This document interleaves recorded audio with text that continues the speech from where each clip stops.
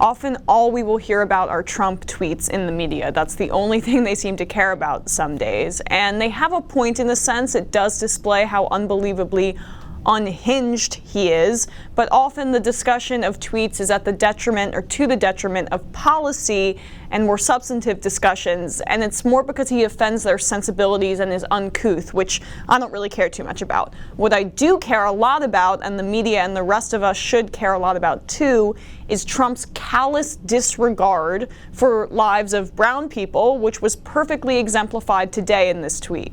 Big day for Israel. Congratulations, he said this morning. This is, of course, in reference to the Jerusalem embassy, which is officially opening today. The United States is moving our embassy from Tel Aviv to Jerusalem.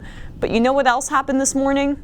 At least 37 Palestinians were killed by Israeli forces during clashes at the Gaza border on Monday, the largest number of fatalities suffered in one day since the latest round of protests began more than 6 weeks ago, the Palestinian Ministry of Health announced. The toll increased to 41 at the time of filming this piece.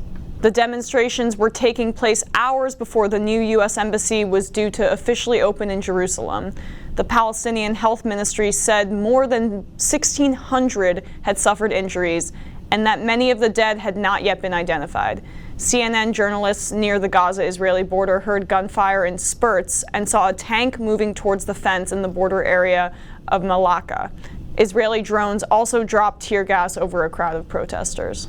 More than 80 people have been shot and killed by Israeli soldiers since the latest wave of protests began in March, according to a CNN count based on the Palestinian Ministry of Health figures.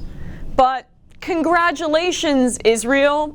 They are shooting unarmed protesters in those protesters' lands. They are occupying, against international law, the territory of the Palestinians and murdering protesters that are simply walking towards their border in a peaceful protest. And this embassy move, which is deliberately trying to rub Israel's dominance over the Palestinians in the Palestinians' faces, is the only thing that Donald Trump acknowledges this morning. Not the illegality of the Israeli occupation, not the deaths of the protesters, not the apartheid state that Netanyahu and his cronies have created after decades and decades and decades of no peace, despite saying they want peace. No, congrats on the embassy with no nuance. And today, Jared Kushner, who is inexplicably still in a senior foreign policy role, despite being unable to get security clearance, spoke on Donald Trump's behalf to a crowd that included Netanyahu and another person who is maybe equally as important behind this decision to move the embassy. Let's see if you can spot him out. The United States stands with Israel because we both believe in freedom. We stand together because we both believe in human rights. We stand together because we believe democracy is worth defending. And the United States stands with Israel because we believe, we know that it is the right thing to do.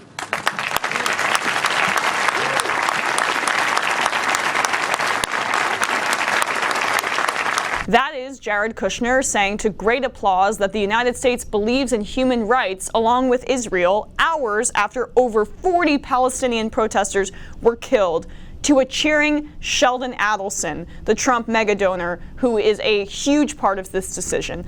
How big of a part, you may ask?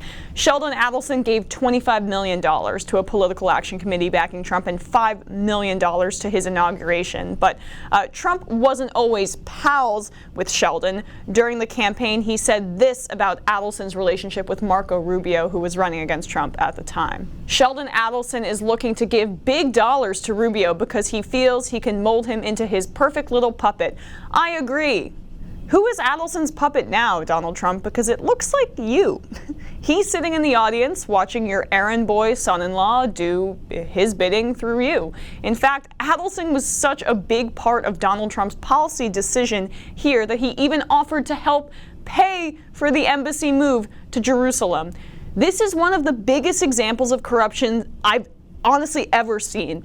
This is a man, Sheldon Adelson, who is a zealot, a religious zealot, who doesn't care what happens to the Palestinian people, who wants to dominate the region, determining our foreign policy as a nation directly through his campaign contributions.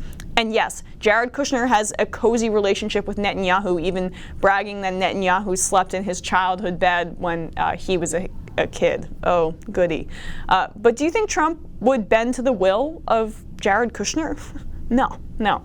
It was the money that got him to push for this embassy change. It was because he was Adelson's puppet, is Adelson's puppet. But here's some more from Kushner. As we have seen from the protests of the last month and even today, those provoking violence are part of the problem and not part of the solution.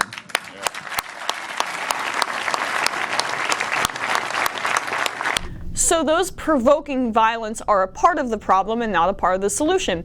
I agree, Jared.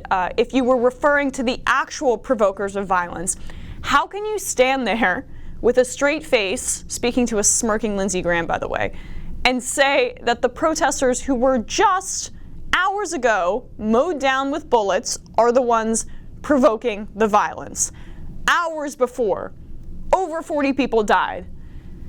This is Orwellian, this is double speak, this is absolutely disgusting and wrong, and this is an exertion of United States foreign policy for religious reasons. We can sit on our high horse and look at the terrorism in Muslim Middle Eastern countries and say, oh wow, look how primitive, like, Bill Maher will say. We are doing the exact same thing with this.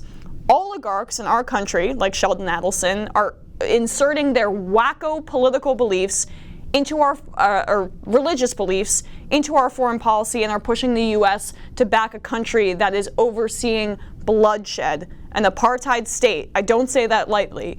And they stand up there and they talk of peace. Again, the Russia story is important, but all I hear is about how Russian oligarchs run the show there. They're running the show here, American oligarchs. We are throwing a lot of financial and military support behind an apartheid regime that is committing human rights abuses daily. I have a new litmus test for the next president of the United States on foreign policy. We need a president who will stand up to Israel and stop this. This must end.